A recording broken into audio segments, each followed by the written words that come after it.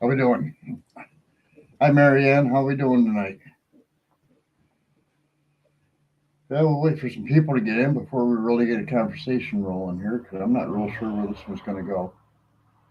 I had an idea. I always have ideas.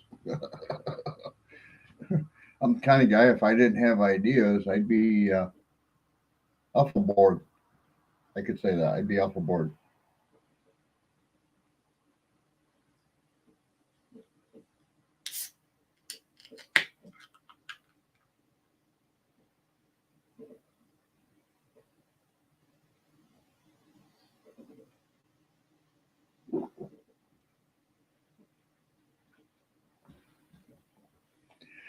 Still waiting to see anybody watching. If you happen to be seeing this and I'm not seeing you, say hi.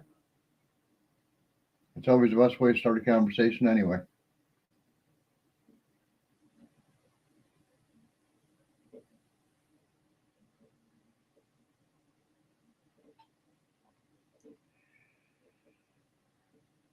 The one thing about doing these lives too is that a lot of people don't just jump right on.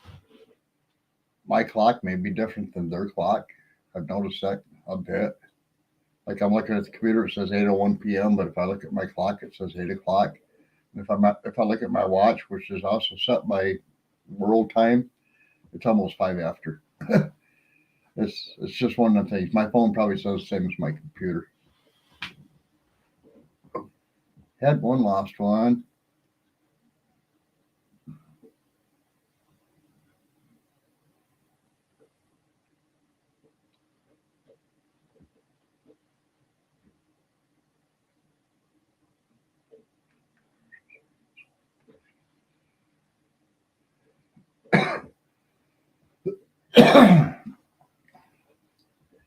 If y'all are coming in from Facebook or anywhere else, don't be afraid to say hi.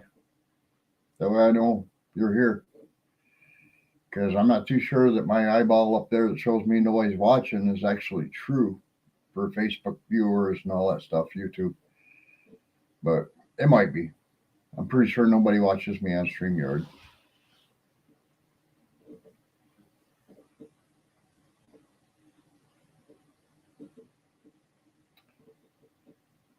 In case anybody ever wonders, too, yeah. Over this shoulder over here, there's two cameras. One of them shows my front door, and one of them shows my back stairway going to the upstairs, which is where I'm at right now. Right here is the back porch we're getting ready to close in. And then the other one on this shoulder, that actually shows me what's going on over there in my backyard. So I have full view. I've got the stairs, so nobody's going to come upstairs without me seeing them on camera. And then I've also got the rest of the backyard, which doesn't touch the stairs and shows my boat, my lawnmower, things like that. A lot of people say, "Oh, you're too much into security." No, actually, you can never be too much into security. I actually have a camera that points out into my front yard that tells me how many vehicles are sitting in my driveway at any given time. I got to go down and play with that one because for some reason it's not picking it up anymore. But there's a reason for that. It also tells me when somebody's walking up on the front porch, which is downstairs, and I can't see. When you're upstairs in this office, especially, which is hi Patty Price, how we doing? When I'm upstairs here in this office, I'm blind. I can't see my driveway. I can't see my backyard. I can't see if anybody's coming up to the back door, which is the door right here behind me. I have a doorbell on the door down at the bottom of the stairs that ding dongs when people come upstairs. And the only reason of that is because my girlfriend's really good at scaring the crap out of me. I'll be sitting here looking at the monitor. She'll come walking through that doorway without me hearing her coming up the stairs and be standing like right here over my shoulder and say something. That is no way to start a conversation. I don't care who you are. So yeah, I do have a lot of security. I got, like I said, over here is my backyard, and then over here is my front door downstairs, and also the stairway that comes to the upstairs back porch, so I can tell if somebody's coming up the stairs. I can tell when they get to the door because they knock on it, and it's over here, and it scares the crap out of me doing that too because I'm over here looking at the computer. I don't know about you, but the older you get, the less you like being freaked out by something happening that you weren't paying attention to. I know I do. And the reason for the one at the bottom of the stairs down there isn't just because of Leah. It's also because if I know that my doors are in this house are all locked, and I'm up here working on the computer, and all of a sudden I hear that ding dong go off, that says to me, reach over and grab the gun and be ready for whoever makes it to the top of the stairs because one, they probably didn't have a key. Don't know which way they got in, but probably don't have a key. And two, chances are if Leah's working and I'm not expecting any employees here, it's not somebody I want in my house, I'll get them out. There ain't no doubt about that. I might chase them out, but I will get them out. And hopefully without having to shoot them first because I don't want to have to clean up the frickin' mess. Well, Patty, I live in New York. I mean, I'm in the outskirts of New York City by a long shot. I think it takes 4 hours to get to New York City from where I'm at. Hey, Bowen, how we doing? But even still, I'm in Cortland County, and Main Street, Cortland was dumb enough to paint BLM on the main street, not on the sidewalk, but on the main street. And I reached out to a bunch of people and said, "Hey, get that off of our street. That's like the main street of the county, which is where all of our courthouses and everything else are all located at. And you put that on there, but you wouldn't put anything on there for Blue Lives Matter." And that bothered me. And I actually got enough people on my side through Facebook to blow them off and get them out of there. And they had to go out with a sandblaster and sandblast the street and then go through and reseal it again because that ruined the pavement.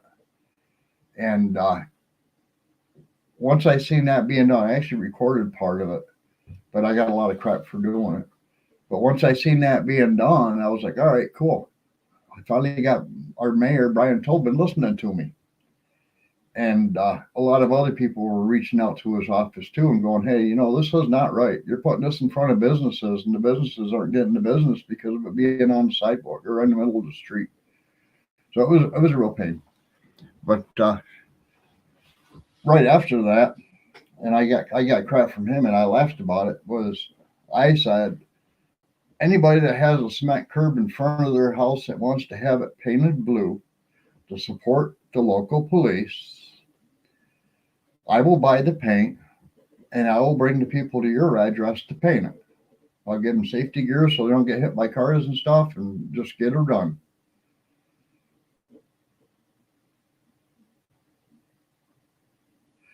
Yeah, Patty, I'm actually 30 minutes from Cortland downtown, but where I live in my outskirts, I've got a fire department and an ambulance service within 1 mile from my house. And if anything ever happened, they could be here in probably less than 4 minutes. Like they say, when seconds only count, minutes are nothing part of the equation on it though. So that's why I keep going. And not only that, but it's also that the police. We have the Marathon State Police Barracks, which is about probably 25 minutes away from my house. We have Cortland Sheriff's Department and Cortland State Police, both again, probably 30 minutes from my house. Hi, Karen, how we doing? So yeah, it's one of them deals. I'm pretty close to being protected, but when it comes to seconds, minutes don't count, And it's like I've always been told this. I was in the military, and one of the things I always said was, it's better to be prepared and not need it than it is to need it and not have it. So, I've got a bug out bag. I've got my guns. I've got everything I need to. If push comes to shove, I can either ground down here or I can bug out, either or. And Leah's keen with that too. She's not real crazy about sleeping in the woods with fall beginning in the area, and it's hunting season. But if push came to shove, I'm pretty sure the hunters wouldn't be pointing their guns at us.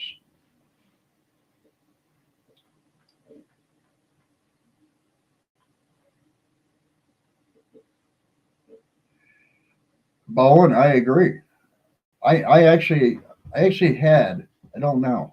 I don't know. I do have one, Mark Helms, our local sheriff. I do have him. He's been a friend of mine for years, but most of the ones that I grew up with are either retired or they've been taken off of like major duty.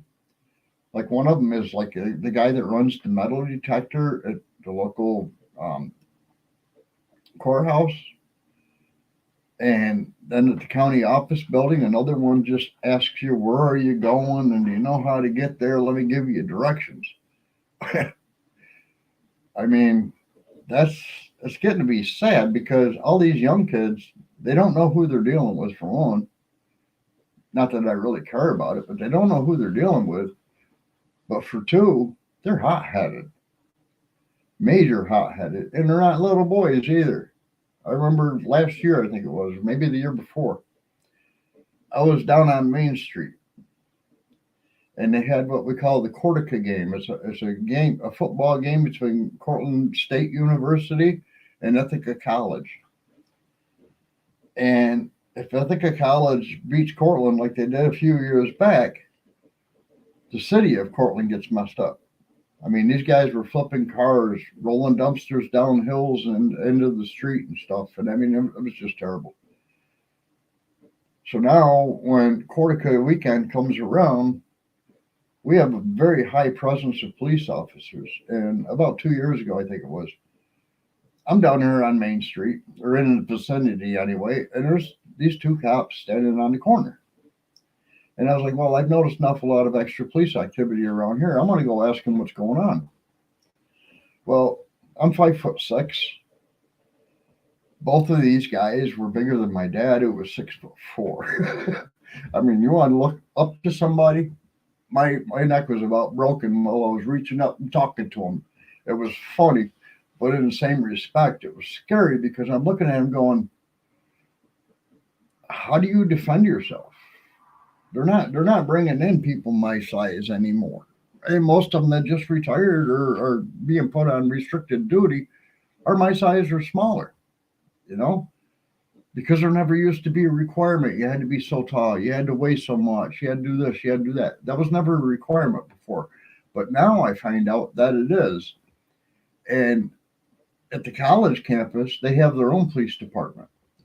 And what I found out is that they will go through that college and they'll pick people up based on their weight and based on their height and stuff, and go out, reach out, and try to recruit them into the college police department.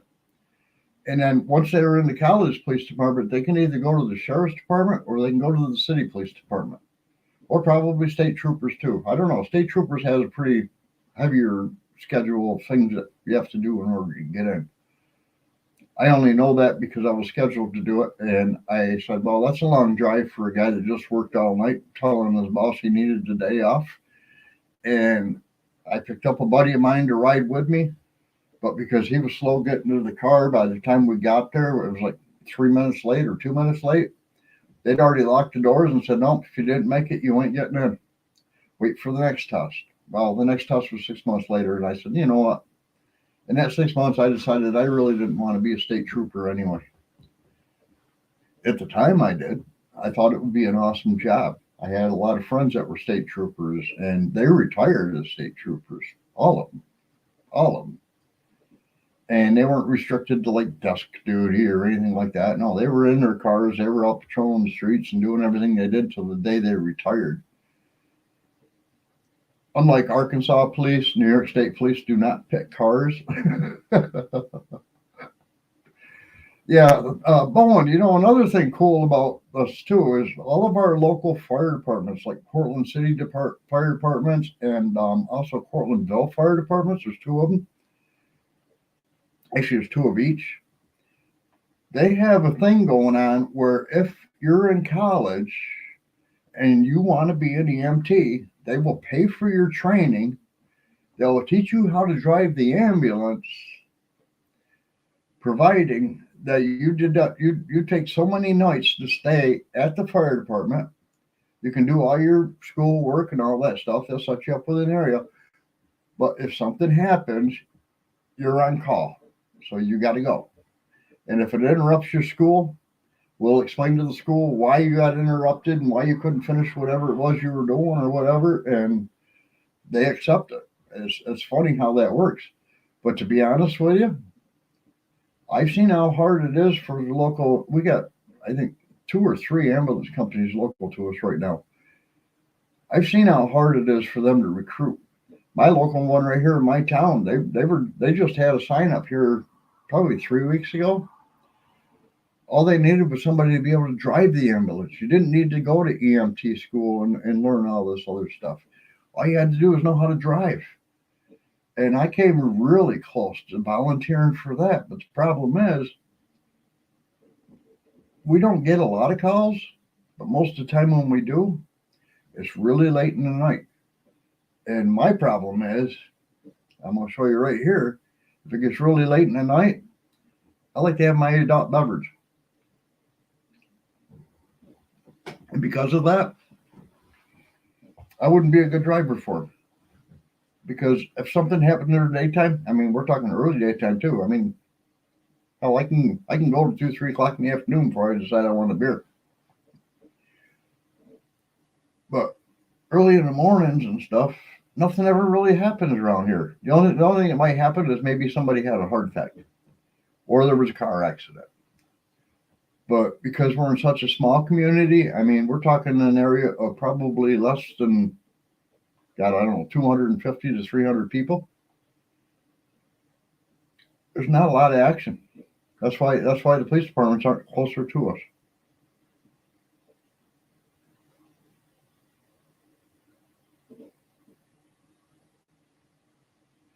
Yeah, Bo, and believe it or not, when I was in high school, I was actually a junior county sheriff for a different county than I even lived in. And yeah, we were told to always be prepared. Didn't know what for, but always be prepared. And that county actually is like where Ithaca College is, Tompkins County, and they've got problems. And the worst part, the biggest problem they have now is that their mayor said, "Hey, we're a sanctuary county. If somebody's driving a car, you're not allowed to ask them their nationality or even if they're a legal resident. If if they get pulled over and they can provide a license with a picture that looks anything like them and remember the name and birth date on that, they'll get away. They might get a speeding ticket or whatever, but they'll get away because they're not allowed to ask." And my thing about that would be the picture doesn't have to look like the person that's driving the car. And they said, no, it just has to be a representative picture of the person driving the car. People gain weight, people lose weight, people grow beards, they shave beards. So we just have to go by a representational. And I'm like, that's why I bought a house I did out here in the country in a different county because I needed to get the hell out of there.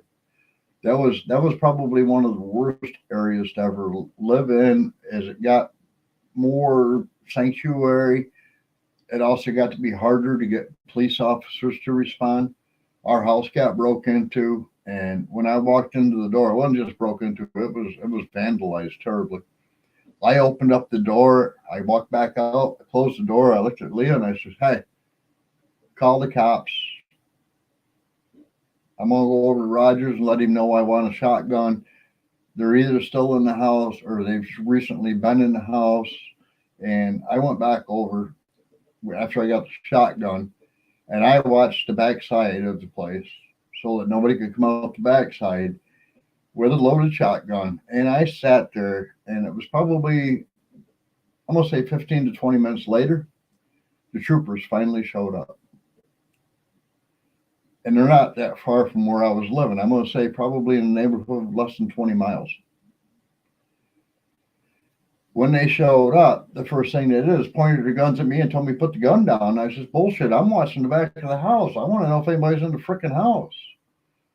Don't be pointing your guns at me, point them towards the house. If they come out this door, they ain't going very far. If they go out that door, while you're over here messing with me, we're all screwed." And they finally said, "Okay, yeah, whatever."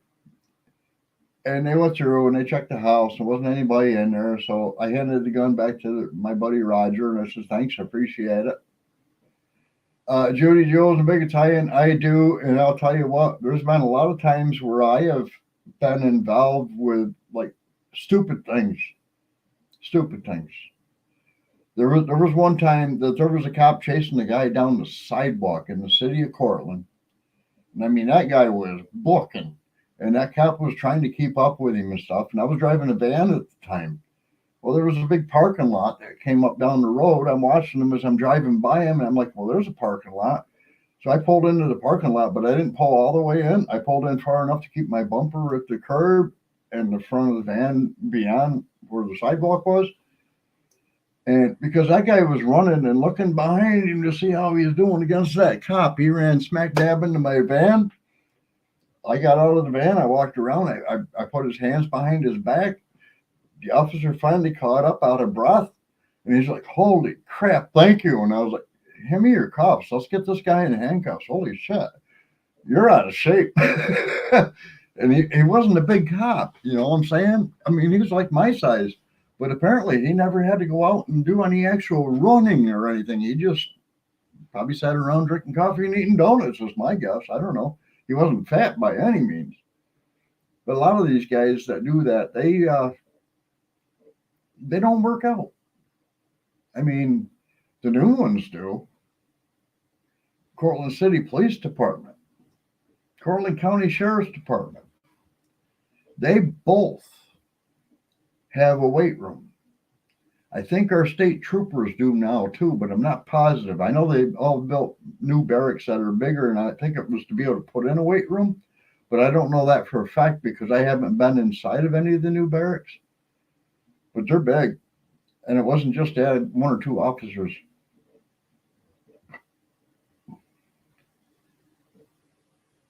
Yeah, Karen, I wish my police was closer to me, but yeah, fire and ambulance. I'm like 1 mile down the road, and they're all volunteers, so they all live like probably within a quarter mile of the place. Patty Price. I'll be honest with you. I was just commenting on this to Leah. I had to take her over to Walmart to get her meds yesterday. And I said to her before we even got out of the car, I said, I want you to do me a favor while we're in Walmart. I want you to just look around at all the customers that are in this store. And she's like, why? I said, I want you to count how many weigh 150 pounds or less. And she's like, oh, I don't even weigh that. And I said, I know you don't, but you're not fat. Count how many of them you think weigh 150 or less. And it was a game, and we made some mileage to the store. And when we came back out, I said, all right, what'd you get for a count? She says, two, and they were employees. I was like, well, I didn't even see them. So, okay, you're two up on me on that one.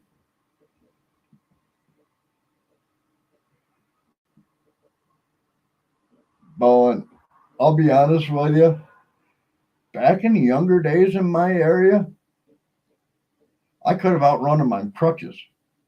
That's how bad they were. They were all God pushing 300 pounds of nothing. 250, 300 was typical. These guys now they're probably 200, and all of them are well over 6 feet tall, and they work out in the gym all the time, and it's funny, but yeah, it's all there. I know, Patty. I was laughing about it because I took my mom shopping there on my birthday Tuesday. That's another story I got to share you too. I took my mom Walmart shopping Tuesday, and the first thing out of her mouth was, "How come everybody's so freaking fat?" And I'm like, "Because they're shopping at Walmart. Why are you here? Why aren't you at the grocery store down the road?"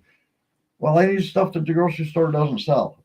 Yeah, but then you come here and you get that stuff, and you buy your groceries while you're here too. And to be honest with you, the grocery store down the road actually has better prices. I go in there every once in a while. We used to get butcher box every month, and I said, no, we're not doing butcher box every month anymore. We're gonna do it every other month because I was going into the grocery store and saying, hey, you know what? Hey, Horse Around Farms. I was able to go in the grocery store and say, hey, you know what? if I bought this at Walmart, the price would be higher, but not only can I buy one, but I get one free. And I was like, yeah, butcher box, man, put me on hold. Holy crap. I walked out of there spending $65 with a cart full of meat. Butcher box is $160 a month, I believe, something like that. That's pretty high. So anyway, back to my birthday. This is funny. After I got done taking my mom shopping, again, it takes a half hour to get to Cortland, it takes a half hour to get back. And Leah got out of work at 3. My mom got done shopping, and I dropped her off. It was about 1:15, and I'm like, yeah, I'm not doing that drive twice. Well, actually, it'd be 3 times. Drive from Cortland to home, home to Cortland, and then Cortland to home again. I was like, yeah, that ain't going to happen. I'll find something to do in town. So my local watering hole is like right across the road from where Leah works. And my phone is actually kind of programmed itself to say, if I type in the word I am, it automatically says I'm, and then the word at comes up, and then the word Ivans comes up because that's the name of the bar. But I go in there, and nobody knows it's my birthday. I didn't buy my first drink. I didn't buy my second drink. A good friend of mine showed up and bought me my third drink. I bought my fourth drink. And the one that bought me my first one, of course, I drink beer, so it's not like I'm talking a bunch of whiskey and shit like that. But the girl that bought me my first one came up with this thing off of TikTok that says, hey, if you take this and you mix it with this, it tastes like chocolate milk. I want to try it. So the bartender comes over with all these little souffle cups, and it was half Bob Evans and half Busch Light. I drink Keystone Light. And after everybody said, no, it tastes like Busch Light, yuck. Oh, she brought that can over to me because she only used a little bit out of it. And she says, hey, nobody else wants this. And I was like, all right, I'll drink it. So I'm out there drinking it. We went out, smoked a cigarette on the front porch of the bar and stuff. Leah showed up. We all go back inside.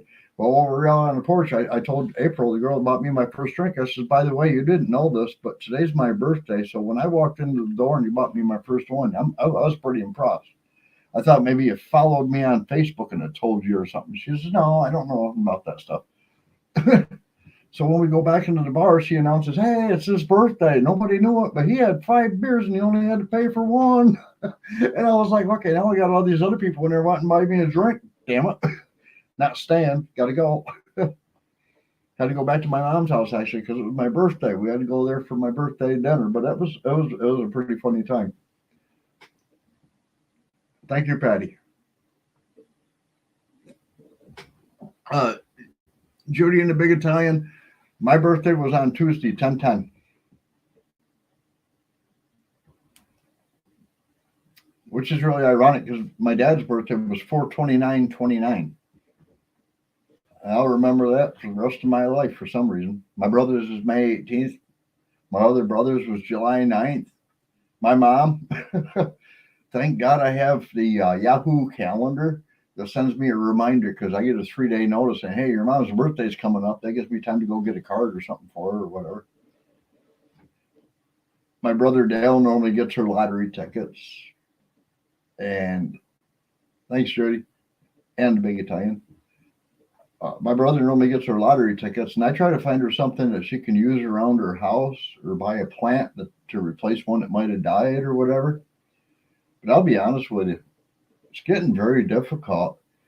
And I can't just like give her a gift card to Walmart because she's already got her Social Security and she gets food stamps and stuff. And I think she gets part of my dad's Social Security as well. So if she goes to Walmart, she'll spend $300 for the month. If I went out and I bought a gift card, she'd spend that extra $100 that's on that gift card for something she doesn't need, or use that as part of her Walmart tab, and then send her neighbor to the store down the street from her house and get something else that she doesn't probably need.